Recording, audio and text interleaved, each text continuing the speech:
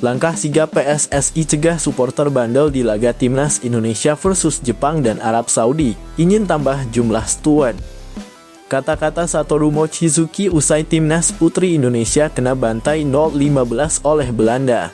Shin Tae-yong minta warga Korea Selatan ikut dukung Timnas Indonesia saat lawan Jepang. 1.500 tiket didistribusikan untuk nonton di SUGBK.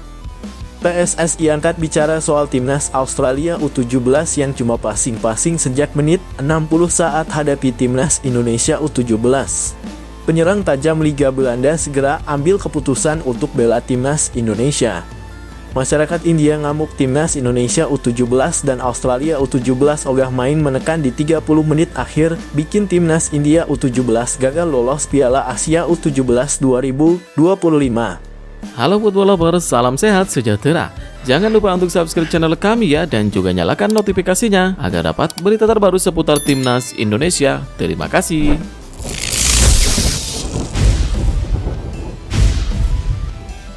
Langkah sigap PSSI cegah supporter bandel di laga Timnas Indonesia versus Jepang dan Arab Saudi, ingin tambah jumlah steward. Hal ini disampaikan Sekretaris Jenderal Sekjen PSSI, Yunus Nusi. Dia mengatakan, PSSI sudah belajar dari kejadian laga melawan Australia beberapa waktu lalu. Saat itu, banyak supporter bandel tanpa tiket memaksa masuk ke SUGBK. Beberapa di antaranya bahkan berhasil merangsek masuk sampai tribun penonton. Ya, kita komunikasi dengan pihak keamanan. Dan kami dapat arahan dari Ketum PSSI untuk menambah steward terutama di dalam, dan tentu juga ada beberapa tim yang di luar akan kami siapkan, yang pasti lawan Arab Saudi dan Jepang tidak ada masalah. Kata Yunus kepada awak media. Tinggal mengatur flow.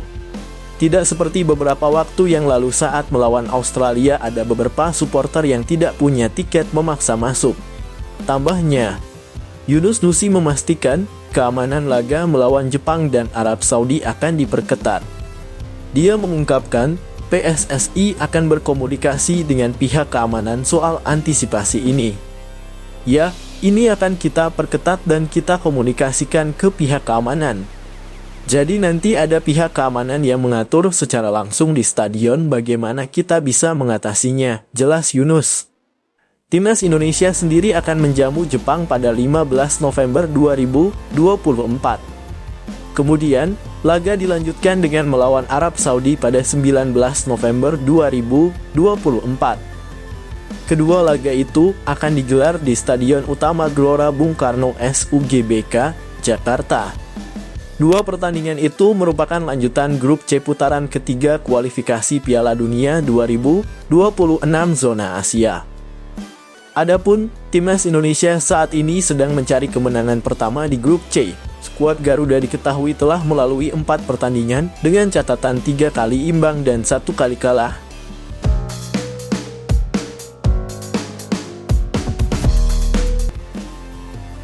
Kata-kata Satoru Mochizuki usai Timnas Putri Indonesia kena bantai 0-15 oleh Belanda.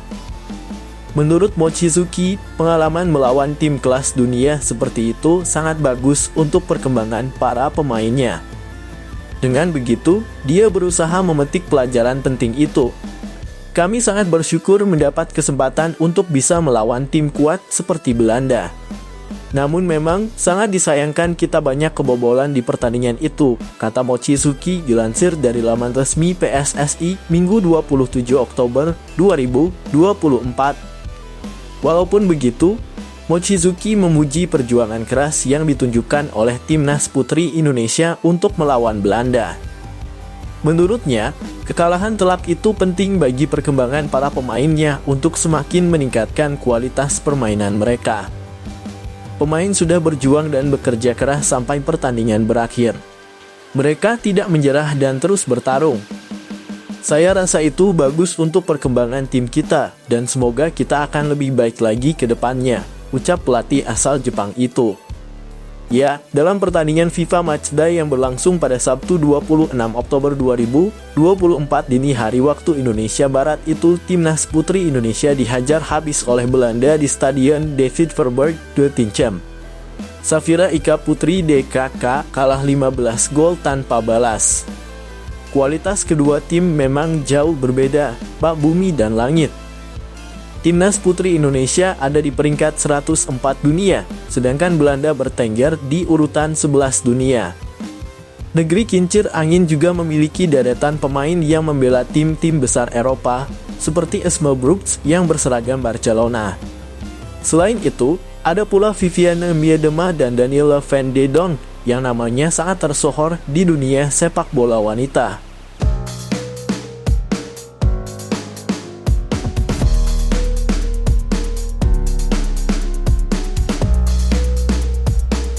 Shin Tae-yong minta warga Korea Selatan ikut dukung timnas Indonesia saat lawan Jepang. 1.500 tiket didistribusikan untuk nonton di SUGBK. Pelatih timnas Indonesia itu menilai dukungan tersebut bisa jadi cara yang tidak biasa untuk meningkatkan kekuatan timnya. Diketahui, timnas Indonesia akan bersua dengan Jepang di laga kelima grup C putaran ketiga kualifikasi Piala Dunia 2026 zona Asia. Pertandingan itu akan berlangsung di Stadion Utama Gelora Bung Karno SUGBK, Jakarta pada 15 November 2024. Laga tersebut akan menjadi krusial bagi timnas Indonesia yang belum meraih kemenangan di putaran ketiga. Sebab itu, Shin Tae-yong mencari cara untuk menambah peluang skuad Garuda meraih 3 poin pertama. Menurut laporan Yonhap News Agency YNA, Shin Tae-yong telah meminta warga Korea Selatan untuk ikut mendukung timnas Indonesia. Permohonan itu disampaikan Shin Tae-yong kepada salah satu petinggi perusahaan Korea Selatan yang berada di Indonesia, Song Chang-geun. Nantinya, Song akan mendistribusikan sebanyak 1.500 tiket kepada warga Korea Selatan yang ada di Indonesia. Mereka akan ikut mendukung timnas Indonesia saat berhadapan dengan Jepang di SUGBK. Shin Tae-yong meyakini, dukungan ini akan sangat berarti bagi timnas Indonesia. Pelatih berusia 54 tahun itu mengatakan dukungan ini bisa meningkatkan motivasi skuad Garuda meraih kemenangan atas Jepang. Meskipun Indonesia lebih rendah dalam hal kekuatan objektif, jika kami menerima dukungan yang sangat kuat dari Korea saat melawan Jepang, kami mungkin mendapatkan hasil yang tidak terduga, kata Shin Tae-yong. Dilansir dari YNA, Minggu 27/10/2024. Setelah berhadapan dengan Jepang, timnas Indonesia akan bersua dengan Arab Saudi. Pertandingan itu akan berlangsung di SUGBK, Jakarta pada 19 November 2024.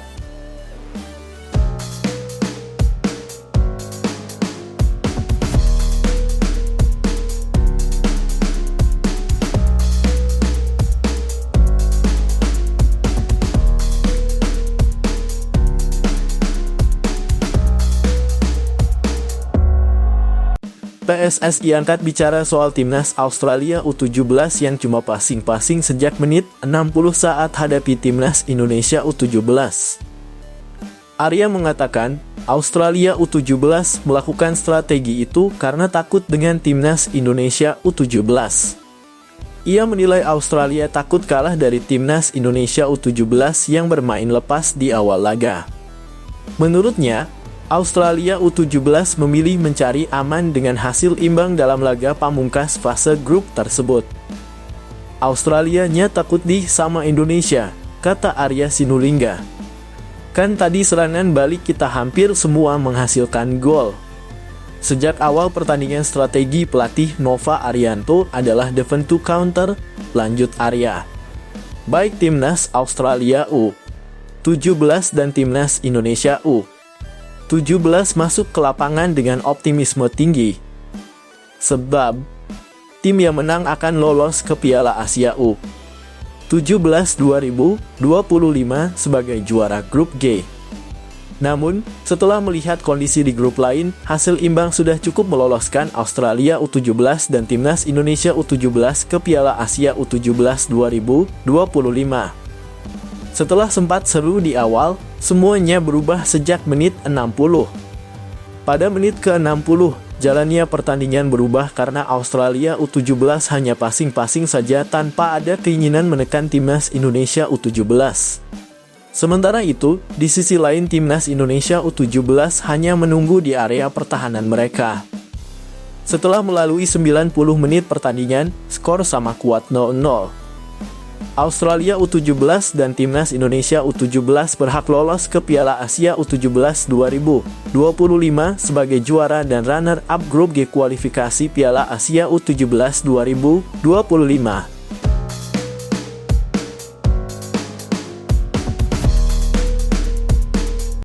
Penyerang tajam Liga Belanda segera ambil keputusan untuk bela timnas Indonesia. Biljano merupakan winger tajam milik Vitesse yang bertarung di kasta kedua Liga Belanda Keukenkampioen Divisie. Dari 12 pertandingan musim ini, dia mencatatkan 8 gol dan 3 assist. Kontribusi tersebut membuat dia menjadi pemain paling tajam milik Vitesse. Menariknya, Biljano memiliki darah Indonesia dari sang ayah dan eligible untuk membela timnas Indonesia. Biljani Jonathans menjelaskan, saat ini dia masih belum mengambil keputusan untuk membela timnas Indonesia. Menurutnya, hal tersebut masih akan dikomunikasikan dengan keluarganya. Saya sedang mendiskusikan ketertarikan itu dengan keluarga saya. Keluarga juga harus berada di belakangnya, kata Biljano Jonathans. Pemain berusia 20 tahun ini mengakui bahwa Indonesia adalah negara yang cukup fanatik dengan sepak bola. Menurutnya, bisa membela skuad Garuda di masa depan adalah sebuah kebanggaan tersendiri. Namun, dia menegaskan bahwa masih membutuhkan waktu untuk mengambil keputusan. Sepak bola sangat hidup di sana dan saya melihat ini sebagai kesempatan yang luar biasa. Sangat menyenangkan bahwa mereka tertarik. Saya pikir saya akan membuat pilihan pada akhir musim ini, lanjutnya. Biljano sendiri baru saja mendapatkan penghargaan Best Talent periode 2024/25 Eerste Divisie. Penghargaan ini diberikan karena kontribusinya yang maksimal saat bermain untuk Vitesse.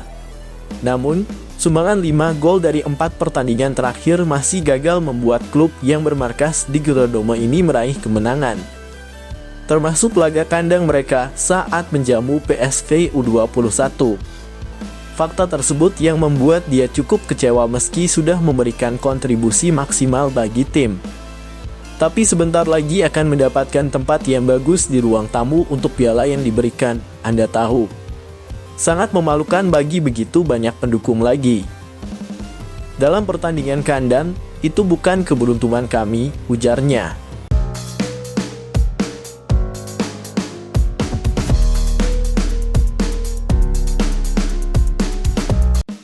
Shin Tae-yong pernah telan pil pahit dari pelatih baru Arab Saudi, Hervé Renard. Melansir dari Al Arabiya, Federasi Sepak Bola Arab Saudi SAFF mengumumkan penunjukan pelatih asal Prancis Hervé Renard sebagai pelatih kepala timnas Arab Saudi pada Sabtu 26 Oktober 2024. Hervé Renard menggantikan posisi Roberto Mancini yang diputus kontrak beberapa waktu lalu. Hervé Renard sebelumnya sudah pernah melatih Arab Saudi pada medio Juli 2019 hingga Maret 2023. Ia juga sempat melatih Maroko pada 2016 hingga 2019. Hervé Renard akan langsung menghadapi 2 laga Arab Saudi di putaran ketiga kualifikasi Piala Dunia 2026 pada November 2024. Arab Saudi akan bertandang ke Australia pada 14 November 2024. Setelah itu, Arab Saudi melawan timnas Indonesia di Stadion Utama Gelora Bung Karno, Senayan, Selasa 19 Oktober 2024. Hervé Renard akan kembali bersuap pelatih timnas Indonesia, Shin Tae-yong. Hervé Renard pernah membuat Shin Tae-yong mengalami kekalahan 2017. Kala itu Hervé Renard melatih Maroko, sementara Shin Tae-yong memimpin Korea Selatan. Dalam laga persahabatan itu, Maroko mengalahkan Korea Selatan dengan skor 1-3 di Tissot Arena, Swiss. Maroko mencetak 3 gol melalui sepakan Oussama Tanane 7-11 dan Ismail El Haddad 46. Sementara gol tunggal Korea Selatan dicetak oleh Son Heung-min.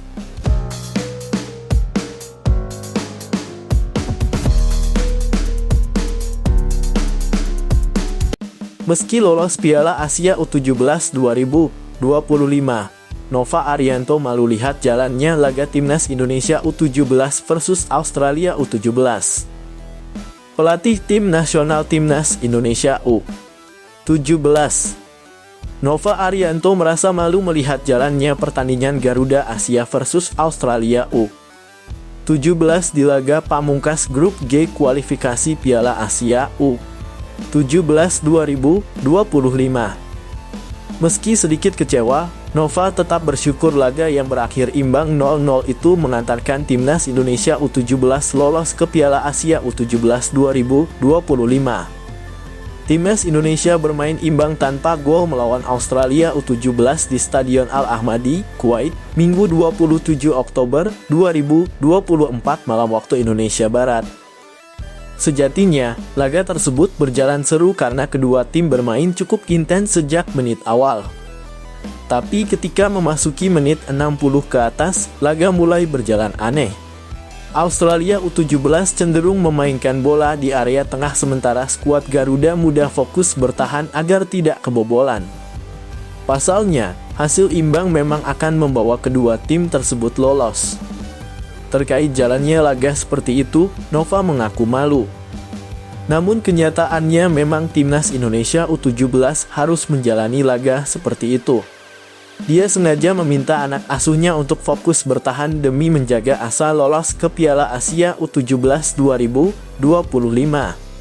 Mengenai pertandingan, jujur secara permainan saya pribadi malu sebagai pelatih. Tapi ini yang harus kita terima, ini yang harus kita jalani, kata Nova usai laga dikutip Senin 28 Oktober 2024. Karena situasinya memang di setengah pertandingan saya mendengar kabar kalau kita seri saja bisa lolos. Akhirnya kita membuat secara taktikal pun sama, kita membuat defense di area kita sendiri dan di saat kita rebut bola kita lakukan counter attack. Lanjutnya, Nova mengatakan bahwa dirinya juga tidak begitu suka dengan permainan Australia U17 yang cenderung hanya oper-operan. Namun dia tak ingin menghiraukannya terlalu dalam karena yang terpenting Timnas Indonesia U17 lolos. Tapi kita bisa melihat Australia pun sama, di saat mereka memegang bola mereka tidak mau untuk menyerang kita dan itu menjadi suatu pertandingan yang jujur menurut saya tidak begitu suka. Tapi apapun jalannya pertandingan hari ini saya bersyukur bisa lolos ke Piala Asia U17 2025, tegas Nova. Hasil imbang ini memang menguntungkan kedua tim karena sama-sama lolos ke Piala Asia U17. Timnas Indonesia U17 mengoleksi 7 poin dari 3 laga grup G. Jumlah poin ini sama dengan Australia U17 yang keluar sebagai juara grup G. Namun, kemenangan melawan Kepulauan Mariana Utara U17 tidak dihitung untuk penentuan runner-up terbaik. Alhasil, Timnas Indonesia U17 mengemas 4 poin dari 2 laga kontra Kuwait U17 dan Australia U17. Koleksi 4 poin ini sudah cukup membawa skuad Garuda Muda melaju ke putaran final dengan menjadi salah satu dari 5 tim runner-up terbaik. Timnas Indonesia U17 menempati posisi 3 dalam klasemen runner-up terbaik, tepat di bawah Cina dan Vietnam. Adapun 2 tim lainnya yang lolos lewat jalur runner-up terbaik adalah Oman dan Irak.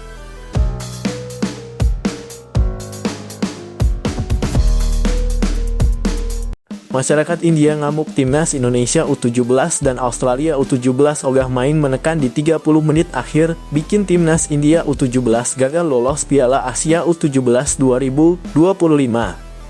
Pasalnya masyarakat India merasa kedua tim sengaja tidak bermain menyerang untuk bermain aman lantaran kedua tim pun berhasil lolos ke Piala Asia U17 2025 dengan hasil 0-0 tersebut.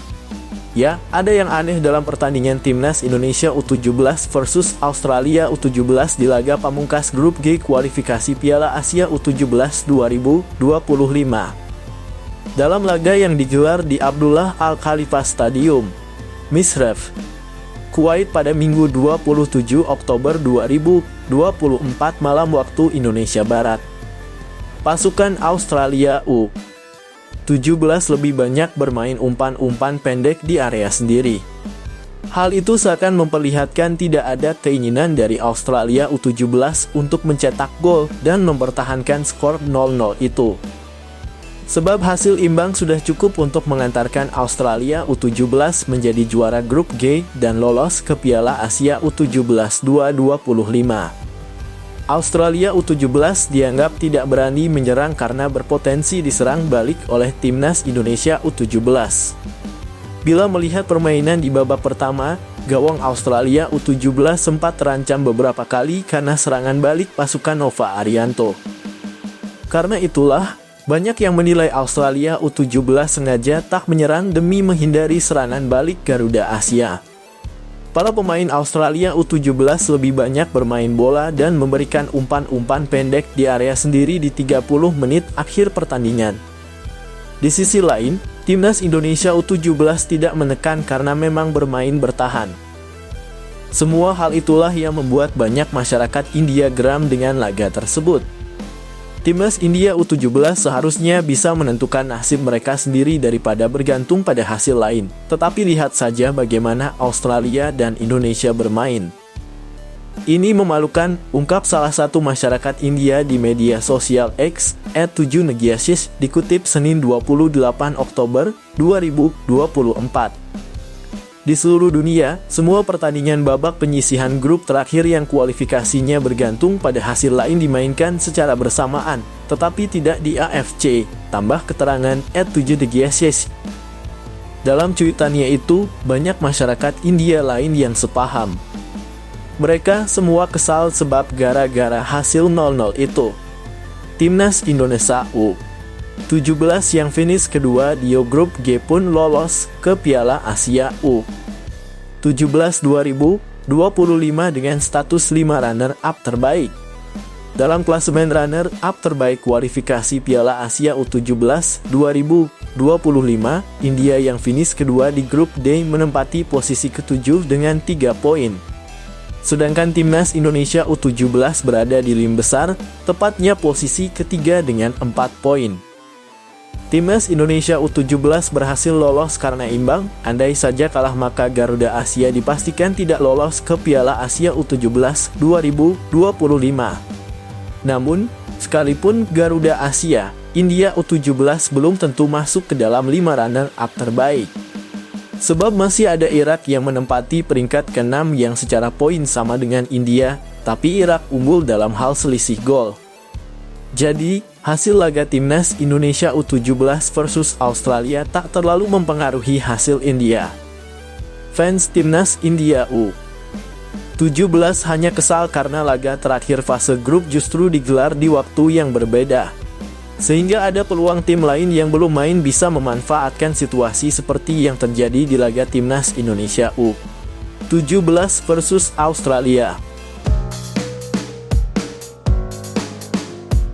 Media Vietnam sindir Bahrain yang ogah-ogoh ke markas timnas Indonesia di SUGBK.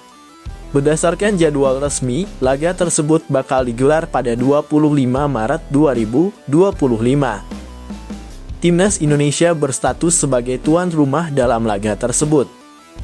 Bahrain kemudian mengajukan permohonan agar laga tersebut tidak digelar di Indonesia. Keterangan tersebut dikonfirmasi dari laman resmi BFA di Instagram.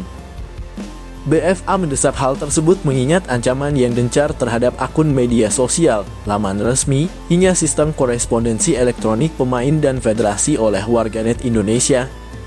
Tindakan Bahrain dapat sorotan dari media Vietnam. Bomda 24H menyindir Bahrain yang takut bertandang ke markas timnas Indonesia. Timnas Bahrain takut bermain di Indonesia, tulis judul berita di Bomda 24H. Tulisan tersebut mengacu pada keterangan resmi BFA di akun Instagram mereka. Mereka juga menuliskan perkiraan hasil yang akan didapatkan oleh BFA. Menurut mereka, FIFA kecil kemungkinan untuk menerima permintaan Bahrain. Media tersebut menyebut bahwa FIFA harus bekerja sama penuh dengan tim tuan rumah, dalam hal ini adalah timnas Indonesia. Indonesia tentu akan menolak permintaan Bahrain. FIFA belum merespons permintaan Bahrain.